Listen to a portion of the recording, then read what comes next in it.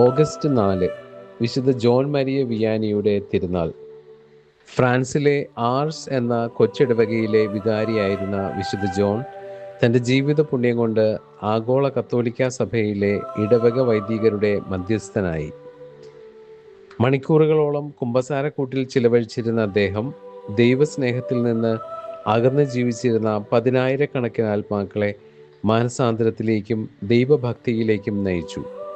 ഈ മഹാവിശുദ്ധൻ്റെ തിരുനാൾ ദിനത്തിൽ സെൻ്റ് ആൻസ് തോട്ടക്കാട്ടുകര മതബോധന വിഭാഗം ഇടവകയിൽ ശുശ്രൂഷ ചെയ്യുന്ന വൈദികരെയും സന്യസ്തരെയും വൈദിക വിദ്യാർത്ഥികളെയും സ്നേഹപൂർവ്വം അനുസ്മരിക്കുന്നു.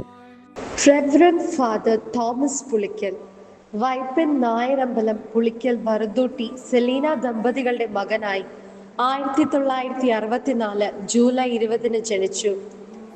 1989 ഡിസംബർ 20 വൈദിക പട്ടം ലഭിച്ചു. Reverend father Shamal Joseph Thaikuttathil ജോസഫിന്റെയും ഷാലിയുടെയും 2 മക്കളിൽ ഇളയ മകനായി 1993 മാർച്ച് 17 ജനിച്ചു. കോതാട് സീക്രട്ട് ഹാർട്ട് ചർച്ച് ഇടവകാംഗമാണ്. 2021 ജനുവരി 26 വൈദിക പട്ടം സ്വീകരിച്ചു. Reverend sister Sijin CTC, Pallipparambil കുഞ്ഞപ്പന്റെയും ത്രേസ്യയുടെയും മകളായി ജനിച്ചു. കോട്ടുവള്ളി സെന്റ് സെബാസ്റ്റ്യൻസ് ചർച്ച് ഇടവകാംഗമാണ്. 2002 മെയ് 22 സിസ്റ്റർ തന്റെ വ്രതവാഗ്ദാനം നടത്തി. Reverend sister Delina CTC, Edayakunnam Parappally വീട്ടിൽ PV ജോസഫിന്റെയും മേരി EJയുടെയും മകളായി 1977 നവംബർ 3 ജനിച്ചു. ഇടയക്കുന്നം സെയിന്റ് സെബാസ്റ്റ്യൻസ് ഇടവകാംഗമാണ്. തന്റെ വ്രതവാഗ്ദാനം 1997 മെയ് 28 സ്വീകരിച്ചു. സന്യസ്ത ജീവിതത്തിൽ 25 വർഷങ്ങൾ സിസ്റ്റർ പൂർത്തിയാക്കി.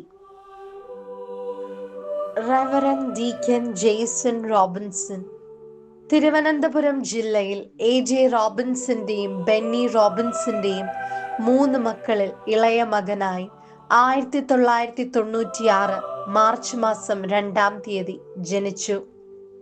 ശാന്തിപുരം ഇടവകാംഗമാണ്. തന്റെ പ്രാഥമിക വിദ്യാഭ്യാസത്തിന് ശേഷം 2013 സെമിനാരി പഠനത്തിനായി ചേർന്നു. ഫിലോസഫി പഠനം മംഗലാപുരം സെയിന്റ് ജോസഫ് സെമിനാരിയിലും റീജൻസി ലിഫയിലും, തുടർന്ന് theology Aluva Karmelagiri saint Joseph pontifical സെമിനാരിയിലും നടത്തിവരുന്നു.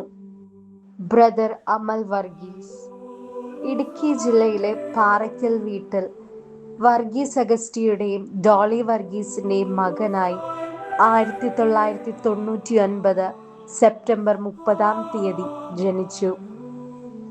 തന്റെ പ്രാഥമിക വിദ്യാഭ്യാസത്തിന് ശേഷം 2016 സെമിനാരി പഠനത്തിനായി ചേർന്നു.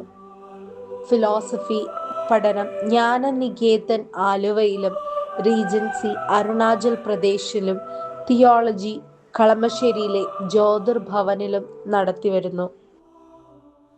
നമ്മുടെ ഇടവകയിലെ ആത്മീയ ശുശ്രൂഷയ്ക്ക് നേതൃത്വം നൽകുന്നതിനായി ദൈവം തിരഞ്ഞെടുത്ത ഇവർക്ക് വേണ്ടി വിശുദ്ധ ജോൺ മരിയ വിയാനിയുടെ തിരുനാൾ ദിനത്തിൽ നമുക്ക് പ്രത്യേകം പ്രാർത്ഥിക്കാം. നമ്മുടെ ഇടവകയിൽ നിന്ന് കൂടുതൽ ദൈവവിളികൾ ഉണ്ടാകുന്നതിനായും നമുക്ക് പ്രാർത്ഥിക്കാം.